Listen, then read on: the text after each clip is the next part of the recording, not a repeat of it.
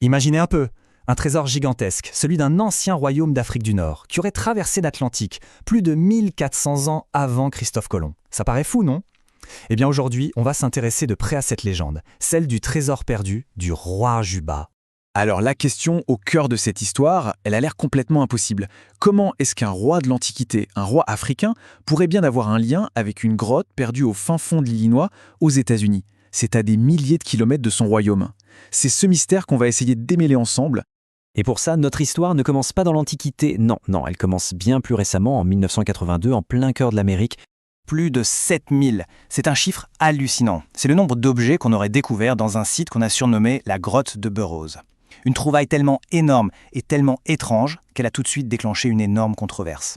Toute cette théorie, en fait, elle vient de ce livre de Frank Joseph. Et ce qu'il avance, c'est assez audacieux. Il existerait la preuve d'une présence africaine en Amérique bien avant Christophe Colomb. Une affirmation qui, si elle était vraie, ça pourrait carrément réécrire une partie de l'histoire. Bon, alors qu'est-ce qu'il y avait exactement dans cette grotte? C'est là que les choses deviennent vraiment bizarres. Les objets qu'on y a trouvés, c'est un mélange de cultures complètement improbable. Imaginez un peu le tableau. On a des symboles romains, égyptiens, hébreux, ouest-africains et même des traces des premiers chrétiens. Tout ça au même endroit dans une seule grotte dans l'Illinois.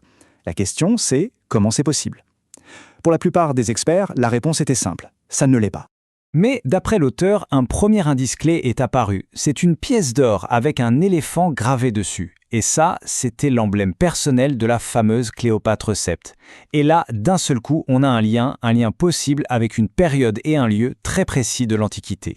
Cette pièce nous ramène donc tout droit dans l'Antiquité. Et pour comprendre ce qui va suivre, il faut qu'on s'intéresse au personnage principal de toute cette affaire. L'auteur nous décrit ce roi, Juba II, pas juste comme un souverain, mais vraiment comme un véritable intellectuel. Sa principale motivation dans la vie, c'était, je cite, « la quête éternelle du savoir ». Un type qui a beaucoup écrit et qui parlait plusieurs langues.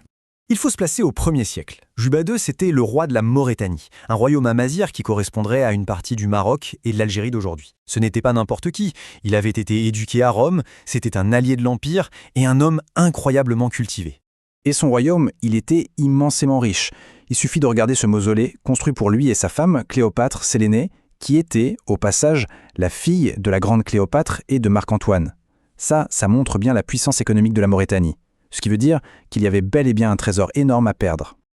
Ok, mais alors comment est-ce que ce trésor et l'histoire de ce roi se retrouvent liés à une grotte dans l'Illinois? C'est le moment d'aborder la théorie centrale du livre.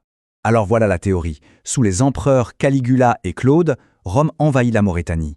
Face à la menace d'être complètement anéantie, une partie des habitants aurait pris la fuite. Mais pas les mains vides. Ils auraient emporté avec eux tout le trésor du royaume. La grande question c'est, comment traverse-t-on l'Atlantique au 1er siècle? L'hypothèse, c'est que le roi Juba, en tant que grand savant, possédait une bibliothèque secrète. Et dans cette bibliothèque, il y aurait eu d'anciennes cartes de navigation phénicienne, un héritage qui leur aurait permis de trouver le chemin vers un nouveau monde. La chronologie proposée, elle donne le vertige. En l'an 40, l'invasion romaine débute et hop, le trésor royal disparaît. Et à peine un an plus tard, en 41, ces réfugiés maurétaniens seraient arrivés dans le sud de l'Illinois pour y cacher leur héritage. Bon, maintenant, il faut parler de la controverse, parce que bien évidemment, cette histoire est très loin de faire l'unanimité. Alors, on a deux camps. D'un côté, ceux qui y croient. Leur argument principal, ce sont les traditions orales des Indiens Yaqui. Attention, ces histoires ont été enregistrées en 1956, donc bien avant la découverte de la grotte. Et elles parlaient déjà d'étrangers à la peau claire venus enterrer un grand trésor d'or dans le coin. Et de l'autre côté, on a, la quasi-totalité des universitaires.